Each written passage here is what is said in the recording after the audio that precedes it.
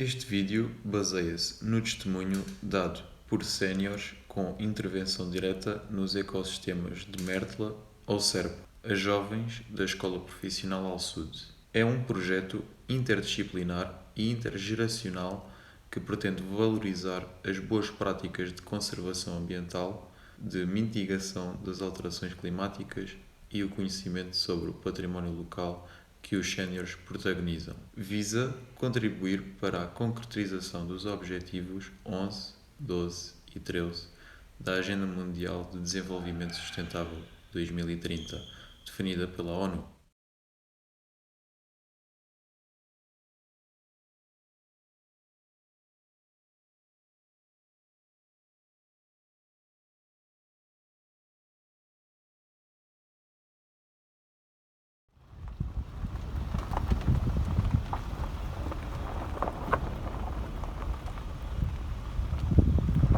Cheguei à apicultura porque eu era um adolescente que vivia na cidade e que gostava do campo.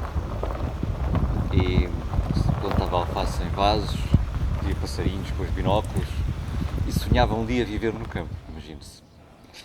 E então, a certa altura pensei, uma forma de se viver no campo é ser apicultor. E pensava eu, ingenuamente, que aquilo era uma forma de viver trabalhando muito pouco. Depois logo percebi que me enganei, não é? Nessa parte. Sim. E foi assim que eu me comecei a interessar pela apicultura e depois descobri uma série de colmeias velhas e de artefactos de apicultura que eram do meu avô, o que também me estimulou. Um apicultor, presentemente, mantém as colmeias vivas, o que, dado o facto de terem aparecido pragas e doenças novas, é sempre um desafio, e tenta que elas produzam, o que nestas condições de clima já não é assim muito fácil. Qual é a diferença de um mel biológico e um mel A grande diferença é que as abelhas têm um parasita, que é uma pequena carraça, que se vê à vista, que as destrói. Isso foi algo que chegou a Portugal nos anos 80 do século XX, e a partir daí foi necessário sempre aplicar um produto químico dentro das colmeias para matar o bicho. Na produção biológica utilizam-se produtos que são de degradação rápida, que fazem efeito durante poucos dias e que obrigam a repetidamente ir lá aplicá-los. E são produtos que não deixam resíduos. É essa a principal diferença. As questões ambientais são importantes também. Não se faz mel biológico ali nos barros de Beja e nas culturas de agricultura intensiva. Depende da planta também. Sim, se faz nestas zonas de agricultura de baixo impacto ou de não agricultura. Queria-vos mostrar uma grelha com própolis. Espera aí.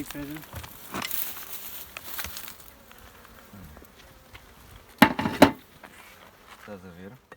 A ideia é que isto tem estes furinhos e elas vão-os tapando com o própolis que colhem nas estevas, que é esta resina preta. Isto tem um cheiro.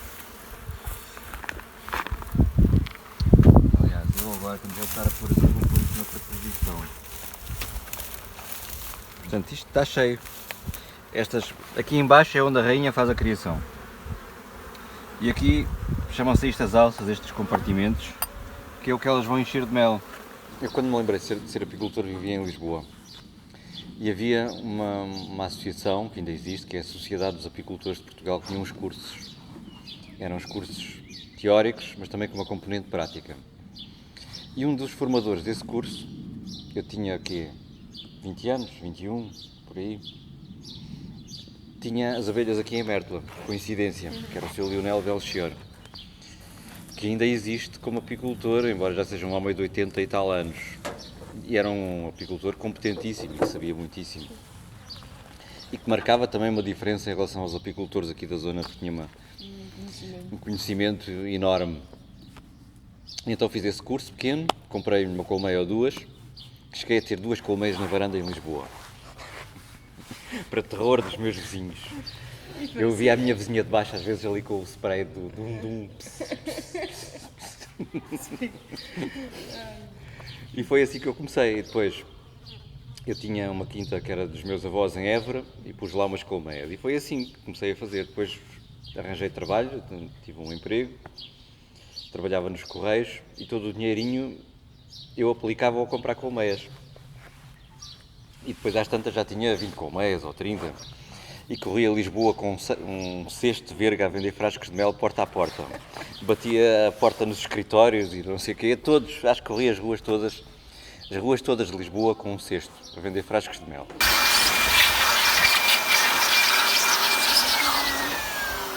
A luminosidade é grande. Tenho uma visão um bocado pessimista. Tão pessimista que se calhar nem vale muito a pena expressá-la, exprimi-la. Por um lado, há a questão das alterações climáticas que neste território têm muita influência e eu noto uma diferença grande nos últimos 20 anos. Sim. Por outro, a própria alteração do uso do solo que tem havido também nos últimos anos com as plantações de pinheiros e com as desmatações constantes desfavorecem bastante a apicultura. Curiosamente, vão aparecendo novos apicultores e há cada vez mais apicultores.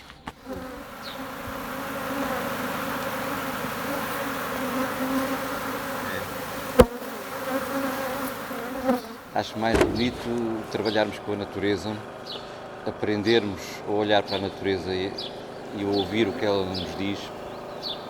E os anos são todos diferentes, as primaveras são todas diferentes. E ao fim destes anos todos, eu vejo sempre coisas novas, cometo sempre erros novos, vejo coisas que nunca vi, fico espantado com coisas que nunca me tinha espantado antes. É isso que eu acho realmente bonito na apicultura, é este aprender a saber ler a natureza. Sim. E ver a arte da abelha fazer o trabalho.